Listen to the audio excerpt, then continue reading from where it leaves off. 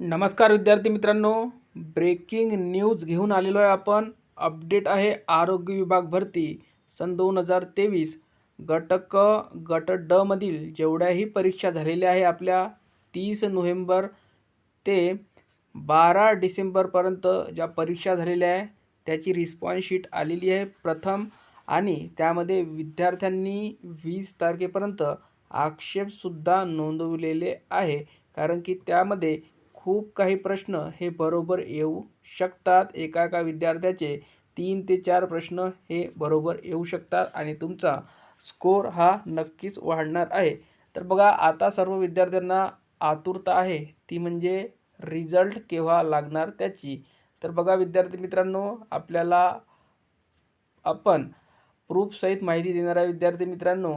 त्या माहितीवर आपण जाणार आहे. त्याआधी अजूनपर्यंत तुम्ही आपलं चॅनल सबस्क्राईब केलं नसेल तर चॅनलला सबस्क्राईब करून घ्या.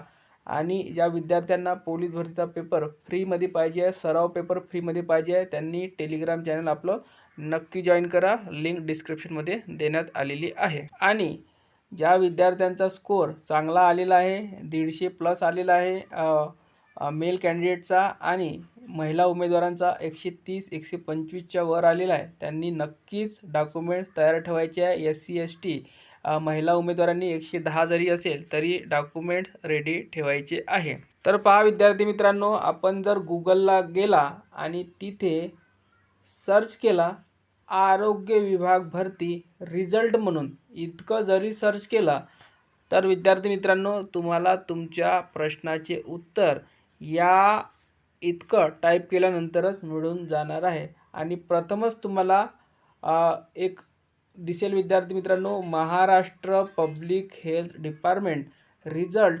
2023 डेट. इथे बघू शकता, कंट्री आहे इंडिया, वॅकन्सीज आहे 10,949. बघा इथे बघू शकता तुम्ही किती आहे, 10,949. ठीक आहे. त्यानंतर बघा एक्झाम डेट त्यांनी दिलेली आहे 30 नोव्हेंबर ते 12 डिसेंबर दरम्यान आपली परीक्षा झालेली आहे. त्यानंतर बघा रिझल्ट डेट, जे तुम्हाला पाहिजे आहे, ज्याची आतुरता लागलेली आहे, त्यांनी बघा जानेवारी 2024 सांगितलेलं आहे.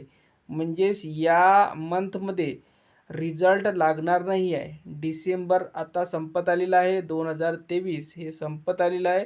तर या वर्षी या महिन्यामध्ये, डिसेंबरच्या महिन्यामध्ये तुमचा रिझल्ट लागणार नाही आहे.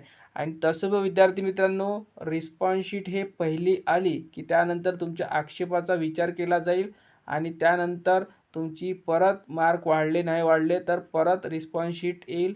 त्यानंतरच तुमचे रिझल्ट जाहीर होईल. नॉर्मलायझेशन मार्क वाढेल नाही वाढेल त्यानुसार.